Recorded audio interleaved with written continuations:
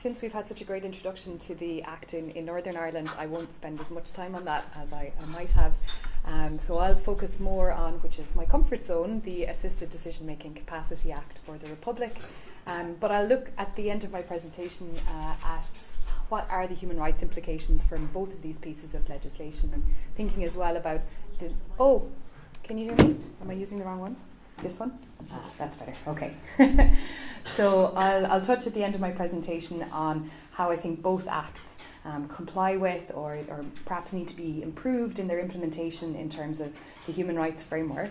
And when I say the human rights framework, I'm primarily talking about the UN Human Rights Framework, with a particular focus on the Convention on the Rights of Persons with Disabilities, which has some very specific guidance in this area.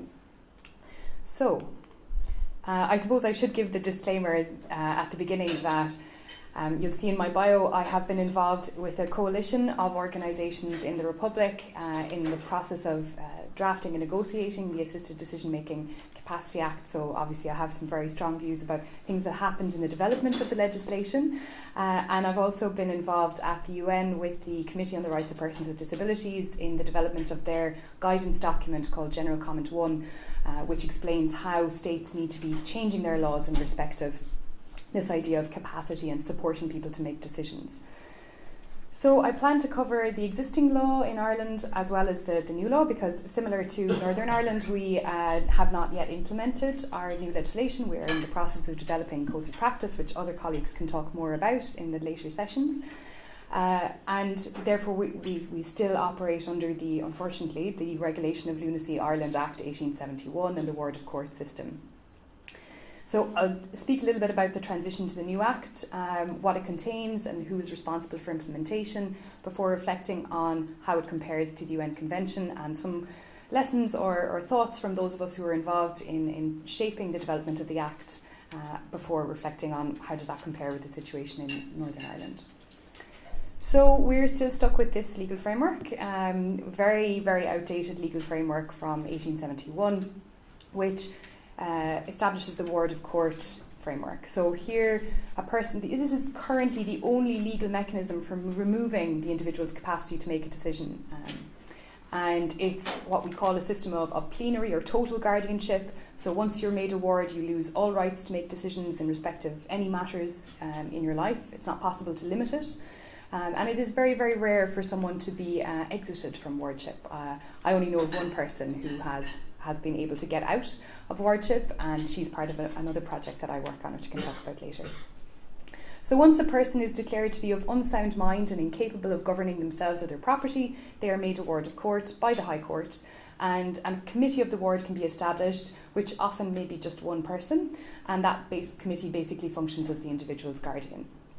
Alternatively, the High Court can just make decisions directly for the person. So we call it status-based because it looks at the person as being of unsound mind, so it's not a functional approach which we see in the other legislation, the newer legislation, looking at can the person make this decision at this time with this support. It's not focused on that at all, it's a total approach.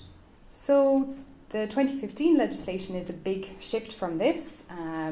It contains some very important guiding principles, the most important of which for me is the principle of respect for the person's will and preferences. And this language is taken directly from the UN Convention on the Rights of Persons with Disabilities from Article 12, which talks about equal recognition before the law.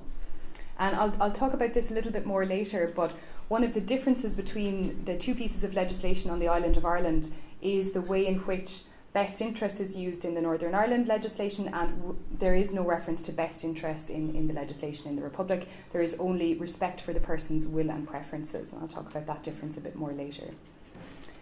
There's also a definition of capacity in the Act, which is very similar to what Jerry has just described, with one important difference, which is there is in the Republic there is no what we call diagnostic threshold. There is no statement as we see in the Northern Ireland Act that in order for the test of capacity to be applied to a person, we must first believe that there is an impairment or disturbance in the functioning of the mind or brain. We don't have that language in the Act in the Republic.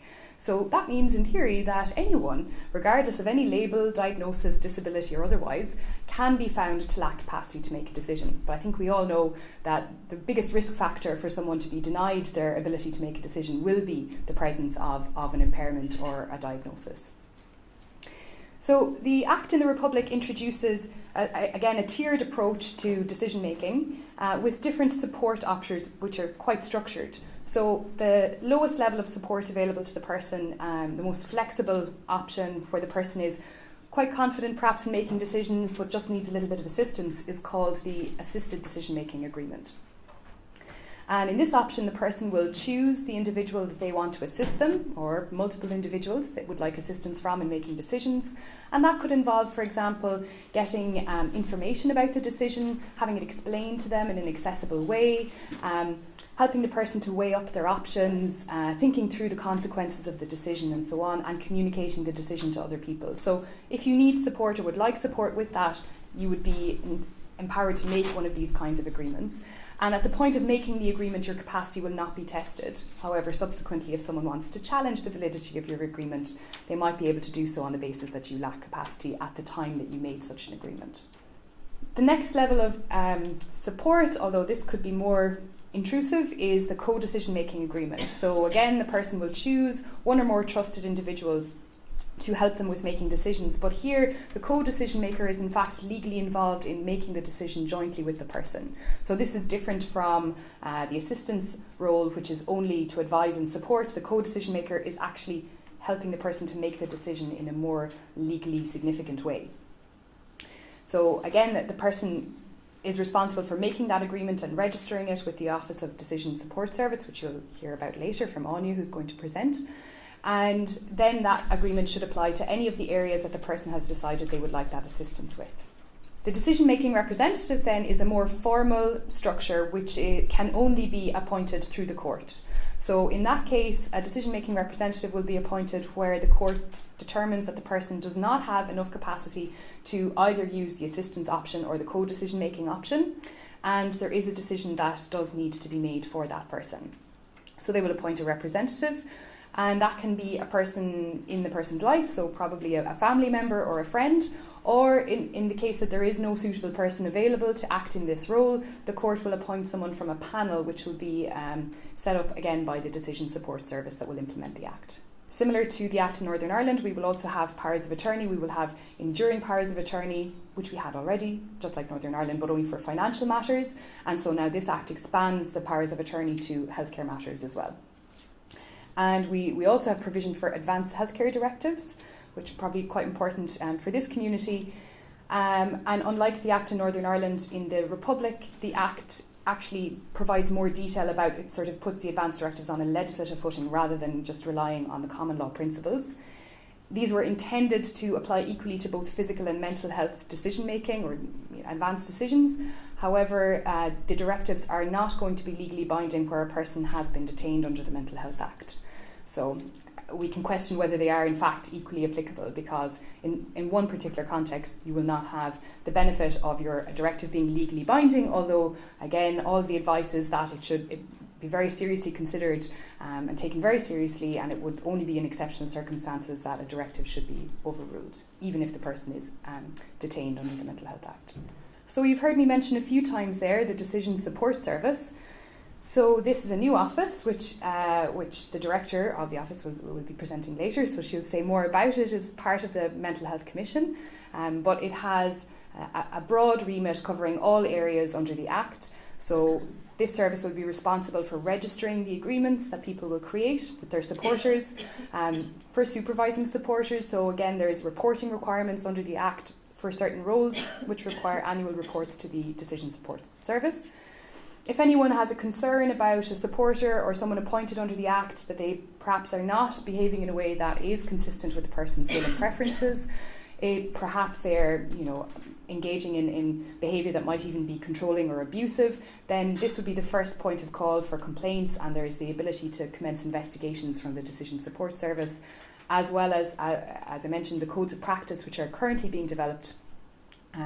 And the Decision Support Service has a role in advising the court when the court is making decisions under the Act. So who is the court? In most cases, the court will be the Circuit Court, which is our second level court. in our structure, and there will be specialised judges who hear these cases in the Circuit Court. However, those specialised judges were already appointed, and they were appointed as specialised judges in personal insolvency law, and they're just being given additional responsibility now for this legislation. So specialised judges might suggest that they are already specialised in capacity matters, which is not necessarily the case, but at least there is a dedicated group of judges that will be working on this issue. And then certain matters are reserved for the High Court. So decisions about withdrawal of life-sustaining treatment, for example, or organ donation, it is not permissible for the Circuit Court to make decisions about that if the person is found to lack capacity. Those decisions are reserved for the High Court. But in general, the Circuit Court will be making all decisions. They will be granting orders, appointing representatives, making declarations as to whether the person has capacity, or if they don't have capacity, what should be done, and reviewing the appointment. So once someone is appointed to make a decision, they will be appointed for a specified period, and that appointment needs to be reviewed to see if the appointment is still necessary. And of course, managing any disputes that arise in terms of multiple people who are appointed or people who have different perspectives on what decision should be made for the person and what their will and preferences really are. Okay, so I think I mentioned this earlier, the definition of capacity. I want to just describe it in a little bit more detail. So it is the classic functional test. We don't use the term appreciate, which you have in Northern Ireland, as we've heard. So it is to understand the information, to use and weigh it, to retain the information, and to be able to communicate. Now, of course, the person is not to be found to lack capacity if they could have capacity, because if the use of support would enable them to pass this test, then they should be deemed to have capacity. I suppose, as with Northern Ireland, we might have some concerns about who is the obligation to provide the support on. Is it on the person who's proposing to make a decision on the person's behalf? Is it on health and social care providers? Is it on the state in some other form? So without this clarification, we can say that there's a requirement to provide support, but what will it actually mean in practice if we don't know who's responsible for actually giving that support? I mentioned that, so interestingly, in the Republic, there is no, what we refer to sometimes in the literature as the diagnostic threshold. So you don't see any language about impairment or disturbance in the functioning of the mind or brain. And therefore, this capacity assessment could apply to any individual. Of course, I should have said at the outset, the legislation in the Republic only applies to people over 18, unlike Northern Ireland, which is over 16. And one of the reasons I think that the language around impairment was abandoned is some of the advocacy and some of the conversations that those of us in civil society were having in the development of the Act. So we talked a lot about, because of course our nearest neighbours, England and Wales, the Mental Capacity Act there was being scrutinised very carefully by our legislators and by our civil servants. And we wanted to make clear, I suppose, and bring to bear some of the discussion from the UN level about human rights and the challenges in respecting human rights in the context of capacity. So when we talked about discrimination on the basis of disability, we were arguing that if you put language in that says you will not be tested for your capacity, or you will not be found to lack capacity unless we can first establish that there is an impairment in your functioning of your mind or brain, then to us that sounds like indirect discrimination on the basis of disability. Most people who will be found to have an impairment or disturbance in the functioning of the mind or brain will overwhelmingly be people with a disability diagnosis or a mental health diagnosis or some other kind of impairment that is related to disability. So we were arguing that if you put that language in there, you are implicitly discriminating against a particular group in society. And so the response was to take the language out. But again, will we see any difference in practice with that language gone? We have to wait and see.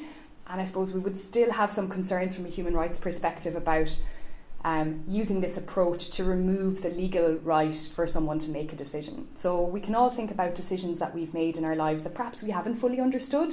Have we really understood the consequences of all significant decisions that we've made in our lives? The decisions about who to live with or who to marry, decisions about purchasing property, decisions about job prospects. Often these decisions are much more instinctual, emotional, relational. So can we actually, if you went back through and tried to follow the 4-part test, would you be confident that you would be found to have capacity? And perhaps instinctively most of us would say, oh yeah, we would be found to lack capacity. But if you look at some of the judgments in jurisdictions that apply this test, for me it seems to be worryingly easy to be found to lack capacity. And I would have a serious concern about the discriminatory nature of how these tests are applied in the first place. So if I go to my GP and I don't seem to be really retaining the information that he's giving me, is he going to then start to question my capacity and potentially apply to court to have a declaration as to my capacity? Probably not. But someone with a different medical history, different labels attached to them, has a much higher risk of that happening to them. So I think when that happens, we really have to question why we are engaging in this kind of intervention. Is it really necessary? Is it really proportionate? Is this really a good way of respecting people's human rights? And I think with the UN perspective, if we start to shift away from our sometimes obsession with, I think, capacity to a focus on respecting the person's will and preferences, I think we might reach the same outcomes in some instances, but through a much better process. So I think we really need to shift to discovery of the person's wishes, and of course none of our wishes can be always completely fulfilled, but if that's our starting point rather than, and I appreciate again in Northern Ireland the attempt to move away from a clinical or medical best interest definition, but I think it's really challenging if you still use the same terminology to get people to change practice on the ground. So I think a shift to focus on will and preferences would help us to move away from this idea that capacity, even a functional approach to capacity, is a good basis on which we should decide whether we're going to respect someone's decision or not. We pushed very hard for a definition of legal capacity in the legislation, but we didn't get it. What we have is essentially a definition of mental capacity.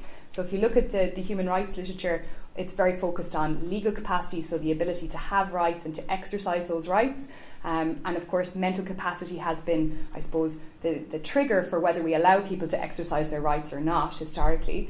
Other triggers have been used as well, but this seems to be the one that has the most weight currently. So if we're moving away from that towards respecting will and preferences, then we could just support people to exercise legal capacity rather than assess their mental capacity and deny their legal capacity on that basis.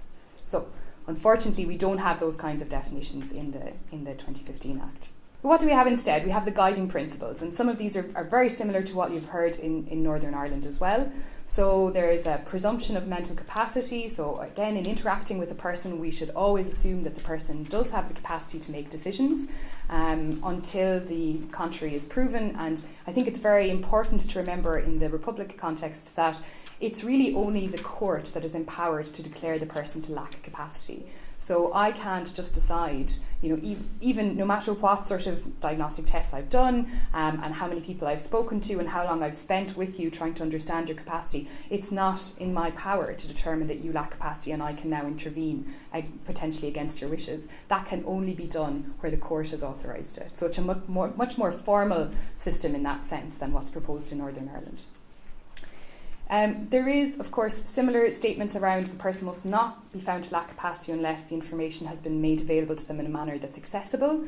Of course, the person is allowed to make an unwise decision. That does not indicate that they lack capacity. But again, in practice, it's exactly when people start to make decisions that others consider to be unwise that we question their capacity and we potentially go forward to assess it. Any intervention made under the Act, including an assessment of capacity, must only be done if it's necessary and must be done in a manner that is least restrictive of the person's freedom, rights and dignity. The person must participate in the intervention, which again sounds positive, but I would like to take that even further and think about not just participating in the intervention, but if we're focused truly on will and preferences, then the person is leading the there is no intervention unless the person agrees with it and supports it and it reflects the person's will and preferences. So we come then to my favourite principle, which is respect for the person's will and preferences. It does include the caveat as far as practicable, but I think that's fine because we all recognise that not all of our wishes can always be met in every circumstance, and this is just reality. And there's also a requirement that anyone proposing an intervention under the Act must consult with those who have a genuine interest in the care and welfare of the person. Okay, so I think I've discussed these already, the different roles of decision makers. What I would say is that in terms of who can play these roles, the assistant and the co-decision maker, also actually from any of the roles, there is an exclusion of a person who is a director of or an employee of, let's say, a residential service where the person is living, the person who is making that assistance agreement. And that was really intended to guard against conflicts of interest that might exist with staff working in a paid role, and that's very understandable. But it does place people who don't have strong family support or strong community support in quite a difficult position, because they're going to end up with a higher level of intervention under the Act if they can't find someone in their community to be their decision-making assistant. So I think we've got quite a lot of work to do on the ground to make those kinds of community connections so that people can actually use one of the more flexible and less intrusive options under the Act. So the scope of decisions, if it's an agreement, the person is deciding themselves what the scope of the decision or the power is. If it's a representative appointed by the court, then the court is deciding what the scope of the decision-making power is. Dispute resolution can happen before court, but often will be these issues will be raised through a court proceeding. There is also a transitional provision around people who are currently in wardship. So anyone who is currently a ward of court at the time that the legislation will fully commence, there is a 3-year time frame within which all wards must be reviewed and discharged from wardship, and a series of other orders can be made. So that might be the court might decide that the person needs a representative appointed to them for financial decisions, but perhaps they can make healthcare and other personal welfare decisions with a decision-making assistant or maybe a co-decision maker. So the balance of the options available to the person will be decided by the court as part of that review process. And there are also provisions in the Act for general and special visitors who play a role in potentially in monitoring how the Act is being implemented, and could potentially have a role in complaints processes or dispute resolution, or investigating whether a supporter is complying with their obligations under the Act.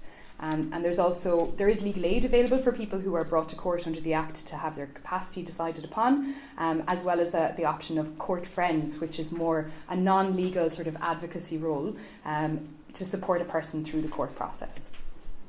So this table is just a summary about who can make the decision at what time and what the scope of their decisions are. I think I've covered all of it already, but I'll just highlight the designated healthcare representative. So as part of the advanced healthcare directives, you can appoint within your directive a representative. So if you can just state your wishes that you want to refuse certain forms of treatment, or you can say, your wishes, and also this is the person who is responsible for making sure my wishes are carried out and implemented. So that's another option for people under the advanced healthcare directive. Oh, and I should have also said that similar to Northern Ireland, if where the court has the power to appoint deputies, which would be similar to our decision-making representatives, the court does not have to take that option. If there's an urgent decision that needs to be made, the court can make the decision directly for the person. Okay, so thinking about this in light of what I talked about, respect for will and preferences and international human rights law, how does the bill compare? And I should say here as well that the reason I'm focusing more on the UN Convention rather than, for example, for those of you who are familiar with it, the European Convention on Human Rights, is that, well, first of all, the UN Convention is more relevant because it focuses specifically on a broad definition of persons with disabilities. But also because it's more recent, and unfortunately the European Convention on Human Rights still again uses things like language around persons of unsound mind, and it does, for example, in the European Convention propose that persons of unsound mind can be deprived of their liberty in a way that is not inconsistent with human rights norms, and that departs from what the UN Convention says, which is that disability should never be a basis for deprivation of liberty. So if we look at the Act in the Republic, Act, not Bill, that's an error in the title of my slide, it does retain assessments of mental capacity that can lead to denials of the person's ability to make decisions that are legally binding, or the exercise of their legal capacity. So in that sense, it's certainly not fully compliant with the UN Convention as interpreted by the UN Committee. But then again, right now I'm not aware of any country that is fully compliant with what the UN Convention is proposing in its interpretation by the UN Committee, although there are some really interesting proposals, particularly in Latin America, in Peru and Colombia, for legal capacity laws that would be fully compliant, but they're just proposals for now. It does have what the UN Committee refers to as substituted decision making, which it says is a problem for human rights. So if the court, for example, declares that I lack capacity and appoints a representative to make decisions for me, it doesn't matter whether I don't want that representative, I want to make the decision myself, and I believe that with support I can make that decision. The court can impose them on me against my will. And so according to the UN committee, that is a problem for the person's human rights. That is not consistent with respecting their human rights in a comprehensive way.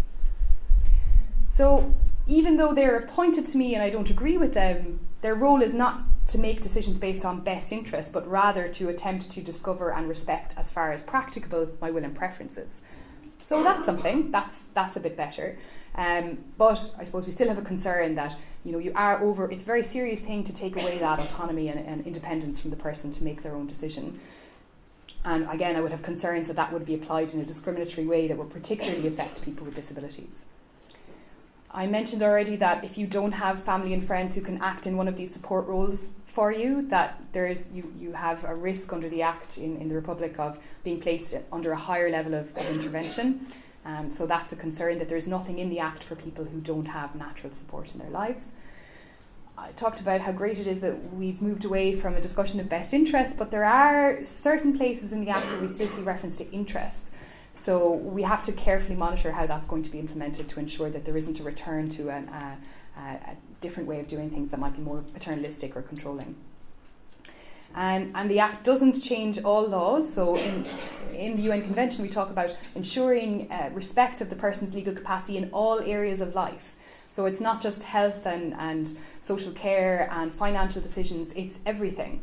It's consent to sex and relationships, it's voting, it's jury service, it's existing mental health laws.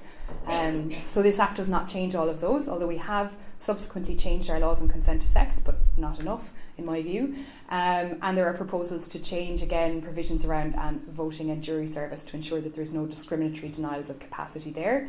But as alluded to, we have not taken a fusion approach, so our existing mental health law still stands, so a person can still be detained and forcibly treated under the Mental Health Act if they have a mental disorder and they are at risk of harm to themselves or others, which is obviously still a problem for human rights.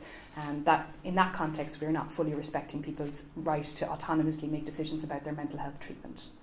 So from our perspective in civil society, in trying to shape the direction of the Act, we had some important successes in that respect. You'll see that I mentioned it's quite a formal structure, which could be actually a negative, but we'll see in the implementation in that there is no power now for someone to just decide that someone lacks capacity and go off and make a decision for them. You have to get permission of the court to intervene in someone's life in this way. In earlier versions of the bill, there were provisions for informal decision making, and because of the serious concerns of people with disabilities and their allies about how that could be abused, those provisions were removed. So that was a positive from our perspective. We're also quite concerned initially that there was no real strong legal aid system for the Act that would enable people who are being potentially going to be denied the right to make a decision for themselves to even just represent themselves and defend themselves in the process. So now there is a separate legal aid scheme provided for, and you will have access to that upfront regardless of means, and then if the person has the ability to contribute to the cost of their legal representation, they will subsequently after the case be asked to do so. Again, in thinking about how this would apply in practice, those of us working in the field were really anxious to ensure that the person had as much autonomy and control over decision making as possible. So in the first draft of the bill, you were only allowed to appoint one assistant for each area of decision making. So one for finances, for example, another one for healthcare, another one for maybe housing decisions. And this was very strongly resisted by many people. I remember sitting in a meeting with the mother of a ward of court when we were talking to officials in the Department of Justice, and she said, "Do you mean to tell me that my son has to choose between me and my father as to who his assistant is going to be?" And I think at that point it really became clear that why shouldn't people have the flexibility to have as many supports as possible? And from our experience, it actually helps to safeguard against abuse. The more people you have involved in the process, the less likely that one person can actually dominate and influence the person to make a decision in a particular direction. So it's more complex for law because we like to know who's in charge or who is the person to talk to. But in this context, the person in charge is the person who's making the decision. The assistants are just there to provide support. So it shouldn't be a problem to have as many as you wish. So that has now been changed in the Act. And the final issue that I want to raise is around co-decision makers. So something that people often ask, out of time? 5? No, 5 minutes? 5. Okay, cool. Is whether what happens if your co-decision maker disagrees with the decision that you want to make? Do they have to go with your decision, or can they object to it? Can they block it? So the provision in the Act originally said that a co-decision maker did have to agree with your decision unless it was not a decision that a reasonable person would make, whoever that is, or it would result in harm to the person or to someone else. So we got that reasonable person stuff taken out, and it now says the co-decision maker has to support the individual's decision unless serious harm could be caused to the person or or to others. So it's, again, probably not as strong as we would have ultimately liked, but we were able to change that to some extent.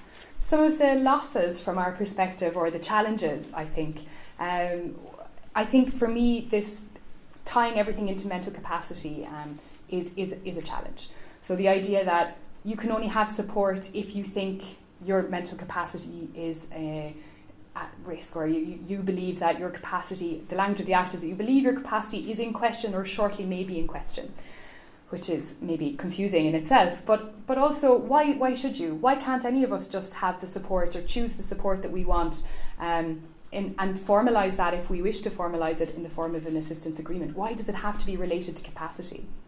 So that's one thing that we would have liked to shift away from that wasn't fully successful in the Act.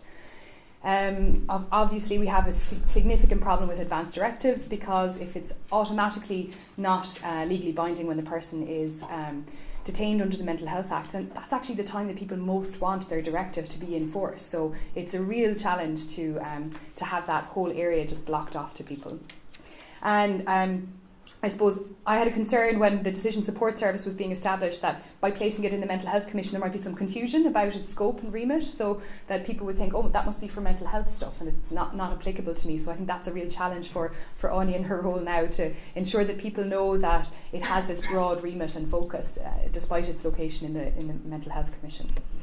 Okay, so I'm just going to fly through this because most of it's already been covered. I suppose I'd just like to highlight a couple of things. I think it's important that in the Act in Northern Ireland there is a provision which gives more detail on how you would support a person to make a decision. So I think that context, that detail is often missing from capacity legislation, so that is important. And it talks there about providing the person with more information in accessible formats, giving the person more time, giving the person some more support with communication, involving trusted people in the decision-making process. So these are all really important and good things that we can do, but my concern is who is ultimately responsible for making sure that happens, and how do we monitor that to make sure it's effective. Okay, you've talked about the safeguards already, so I won't cover that. I suppose I do want to mention a little bit about the support options in the Act. So I've said that in the Republic we went with this very structured forms of support: assistant, co-decision making, and then the representative, which is not a support but rather a substitute.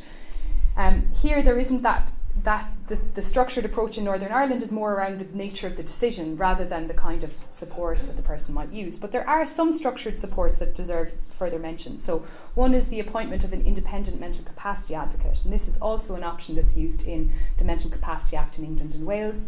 And there are certain situations in which you must appoint an independent mental capacity advocate whose role is really to protect the person's rights and to defend them in a context where a decision might be made in the person's best interest that the person doesn't agree with, or that the person objects to. So in that context, for example, if a person is being deprived of their liberty, an independent mental capacity act must be appointed, and the person making the decision about deprivation of liberty must consult with and take on board the advice of the mental capacity advocate. So that's an important support. They can be very effective in sort of challenging decisions that have been made, or looking at less restrictive alternatives that could be used to support the person, for example, in the community, without resorting to things like deprivation of liberty. There's also the nominated person. So one of the safeguards that's been mentioned already is that if a serious decision is being made, a decision with serious consequences for the person and their life, that a nominated person has to be appointed, and that can either be selected by the individual, or if the individual is not selecting someone or doesn't appear to have the capacity to select someone, there is sort of a default list of who should be the nominated person. And at the top of the list is the person's carer, and then it goes through spouse or civil partner, child and siblings, and there's a long list of relatives that then, depending on where someone falls in the hierarchy, the highest person who is available will be the nominated person. Unless, for example, a person makes a declaration saying, under no circumstances do I want this person to be my nominated person because I don't trust my brother or whoever it is. I don't want them appointed to make any decisions or be consulted about me. So it's another safeguard, it's another support option for the person, but again, there might be concerns about I understand why you would want to have a default list, because if the person hasn't chosen someone in advance or doesn't appear to have capacity to choose someone, it's helpful to know who to talk to. But again, any kind of hierarchy like that worries me, because just because someone is our closest relation does not mean that they're the person that we actually would like to be representing us in this context. So as much as possible, we should really be encouraging people to advance plan, to make advance directives, to nominate people in advance, to think about who they want to support them, and to use those options. Okay. Yes, okay. So then just to finally, I'm not going to talk about the criminal justice system either. I just want to say one thing about research, because that might be relevant to some of us here. So there are provisions in the Northern Ireland Act around research on people who lack capacity, and how we have to be very careful about that, how you need specific authorisation to engage in research with a person who does not have capacity to consent to that research, but there are exemptions for clinical trials. So I can talk more about that if anyone's interested in that. So finally, what would I say about compliance with human rights? Well, again, like we have in the Republic, there is a functional assessment of capacity, but in addition, there's also this best interest approach, which, while there is a reference to having special regard for wishes and feelings, values and beliefs, to me that's not as strong as respect for will and preferences, which is the language of the UN Convention. That has a different meaning and a legal context, which I think is preferable in this approach. But again, we have to see how it plays out in practice, because maybe respect for will and preferences will not end up being significantly different to taking into account someone's wishes and feelings. So we really need to keep an eye on how the practice is moving and what the implementation looks like. Limited structured support options. So you have no possibility to make a support agreement, for example, in Northern Ireland, which you do in the Republic. But on the contrary, you do have independent advocates recognised in the legislation in Northern Ireland, which we do not have recognised in the legislation in the Republic. And I just have a final question mark for both our jurisdictions in terms of implementation in practice. What is it really going to look like? We're both in the process of developing codes of practice, which is a really important process.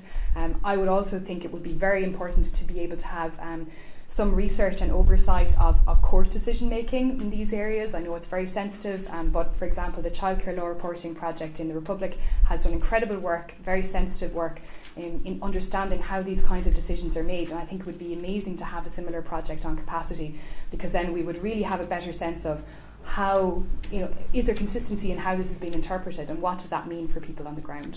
So I'll leave it at that. Thank you so much, Emma.